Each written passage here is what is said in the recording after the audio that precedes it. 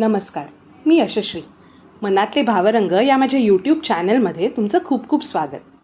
आज आपण deal of love या कथेचा दुसरा भाग ऐकणार आहोत. इराने डेस्कवर कप ठेवला आणि नोटपॅड उघडलं. चल, सुरुवात करूया, हळूच तिने स्वतःला सांगितलं. काही क्षणांपासून सुरू होणारी ही यात्रा तिच्या आयुष्याला अगदी वेगळं वळण देणार होती. आता पुढे. शहराच्या सर्वात उंच टॉवरच्या 18व्या मजल्यावर असलेल्या देशमुख ग्रुप ऑफ हॉस्पिटल्सच्या काचेच्या भिंतीतून सकाळचा सूर्य झिरपत होता. मऊ प्रकाशाने ऑफिसच्या प्रत्येक कोपऱ्याला एक सजीवता दिली होती आणि त्या उजेडात उभा होता आपल्या कथेचा नायक, म्हणजेच अर्णव देशमुख. अर्णव देशमुख साधारण 30-32 वर्षाचा, उंच, सडपातळ आणि त्याच्या व्यक्तिमत्वात एक न सांगता येणारी गंभीरता होती. काळ्या सूटमध्ये हातात घड्याळाची झलक आणि डोळ्यात एक विचित्र शांतता, पण त्या शांततेतही खोलवर कुठेतरी लपलेली वेदना होती. त्याच्या समोर टेबलावर काही फाईल्स पडल्या होत्या, CSR प्रोजेक्टच्या, नव्या हॉस्पिटल शाखांच्या आणि काही वैयक्तिक नोट्सच्या. तो एका फाईलवर नजर फिरवत होता, पण मन मात्र पूर्णपणे तिथे नव्हतं. कधीकधी सगळं मिळूनही काहीतरी अपूर्ण राहतं, हे वाक्य त्याच्या मनात फिरत होतं. काही वर्षांपूर्वीच त्याने वडिलांच्या अपघातानंतर देशमुख हॉस्पिटल चेनची जबाबदारी आपल्या खांद्यावर घेतली होती. व्यवसाय वाढवणं, नवीन शाखा उघडणं, नवनवीन प्रोजेक्ट सुरू करणं, या सगळ्यात त्याने स्वतःला झोकून दिलं होतं. पण आयुष्याच्या धावपळीत कुठेतरी स्वतःचं स्व हरवून बसला होता. त्याच्याकडे सगळं होतं, पैसा, प्रतिष्ठा, आदर, पण तरीही मनात एक रिकामेपणा नेहमी घर करून बसलेला होता.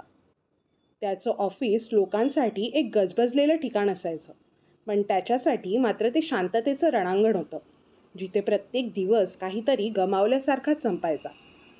तेवढ्यात इंटरकॉम वाजला. त्याचा असिस्टंट राघव म्हणाला, "सर, CSR प्रोजेक्टसाठी तुमची मीटिंग सेट झाली आहे.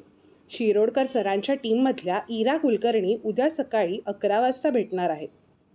अर्णवने थोडक्यात "ओके, नोटेड" म्हटलं आणि पुन्हा फाईलमध्ये डोळे खुपसले. तो थोडा विचारात पडला. इरा कुलकर्णी, नाव तर इंटरेस्टिंग वाटतंय. जाऊ दे, आपल्याला काय, आपण दिवसभरात अशी असंख्य नावे ऐकतो, त्यातलं हे एक. अर्णवचे लक्ष हे विचार करता करता खिडकीबाहेर गेलं. तो त्याच्या खुर्चीतून उठून खिडकीजवळ जाऊन उभा राहिला व बाहेर पाहू लागला. शहराची गर्दी, हॉर्नचा गोंगाट, धावणारी माणसं, सगळं काही अगदी नेहमीसारखंच होतं, पण त्याला मात्र आज हे सगळं वेगळं वाटत होतं. जणू काहीतरी नव्याच अध्यायाची सुरुवात होणार होती आणि त्या अध्यायाचं पहिलं पान उद्या उघडणार होतं. तो ऑफिसमधून बाहेर पडून आपल्या पेंटहाऊसकडे निघाला. गाडीच्या काचेबाहेर शहर मागे सरकत होतं. रेडिओवर एक जुनी धून वाजत होती. काही स्वप्न अपुरी का राहतात? त्याच्या मनात या विचाराने जुन्या आठवणी दाटून आल्या. कधी काळी त्याने स्वतः डॉक्टर व्हायचं स्वप्न पाहिलं होतं, पण वडिलांच्या मृत्यूनंतर सगळं बदललं. जबाबदाऱ्या, व्यवसाय, समाज, सगळ्यांनी मिळून त्याचं आयुष्य एका वेगळ्या मार्गावर नेलं. आज तो शेकडो लोकांना नोकऱ्या देतो, हॉस्पिटल्स उघडतो, पण एखाद्या रुग्णाचा नाडीचा ठोका ऐकण्याचं समाधान त्याच्या आयुष्यातून नाहीसं झालं होतं. तो स्वतःशीच कुजबुजला. CSR प्रोजेक्ट म्हणजे फक्त इमेज बिल्डिंग नाही, लोकांच्या आयुष्यात काहीतरी खरा बदल घडवणं असतं. कदाचित हाच प्रोजेक्ट माझ्या आयुष्यालाही थोडा अर्थ देईल. हेच विचार करत करत तो त्याच्या इच्छित स्थळी पोचला. रात्री तो टेरेसवर उभा राहून शहराच्या उजेडाकडे बघत होता. खाली निळ्या दिव्यांनी उजळलेली रस्त्यांची जाळी होती आणि वर काळ्या आकाशात काही एकट्या ताऱ्यांचा समूह. त्या ताऱ्यांकडे पाहत तो विचार करत राहिला, मी एवढं मिळवलंय, पण मनातली पोकळी का नाही भरली अजून? त्याच्या मनात पुन्हा त्या उद्याच्या मीटिंगचं नाव उमटलं, इरा कुलकर्णी. कदाचित ती फक्त एक प्रोजेक्ट कोऑर्डिनेटर असेल, पण काहीतरी त्या नावात वेगळं आकर्षण होतं.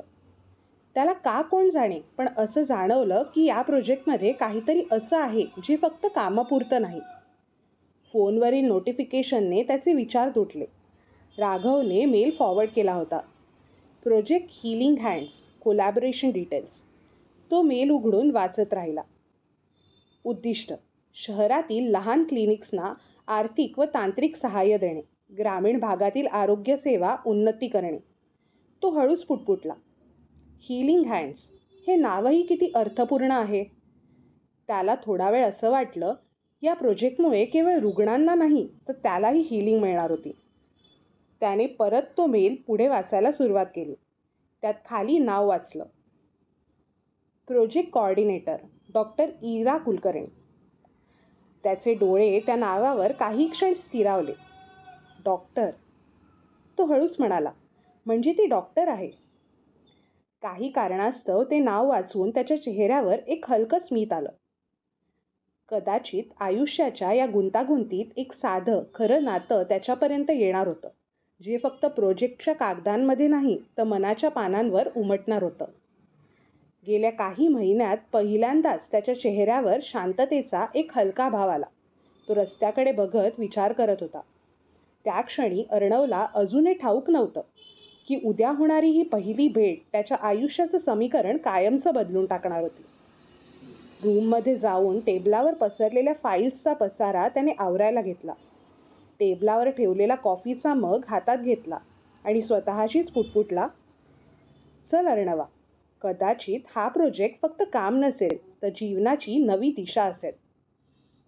तेवढ्यात खिडकीतून येणाऱ्या वाऱ्याने फाईलची पाने हळूवार उलगडली आणि त्या उघडलेल्या पानांवर लिहिलेलं होतं, healing hands with love for life. अर्णवच्या चेहऱ्यावर स्मितहास्य तरळलं.